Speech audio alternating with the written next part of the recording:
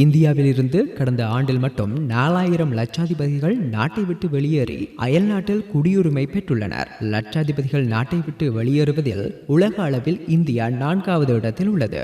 தனியார் நிறுவனம் வெளியிட்டிருக்கக்கூடிய ஆய்வு அறிக்கை ஒன்றிலிருந்து இந்த தகவல் வெளியாகியுள்ளது. இந்த அறிக்கையின்படி உலக அளவில் பிரான்சில் தான் கடந்த ஆண்டு மட்டும் 10,000 லட்சாதிபதிகள் வெளியேறியிருப்பதாக தகவல்கள் கூறியுள்ளன. இதற்கு காரணம் பிரான்சில் முஸ்லிம்கள் மற்றும் கிறிஸ்தவர்களிடையே நிலவக்கூடிய பதட்டமான சூழல் என அறியப்பட்டுள்ளது. பிரான்சுக்கு அடுத்தபடியாக சீனா 2வது இடத்தில் உள்ளது.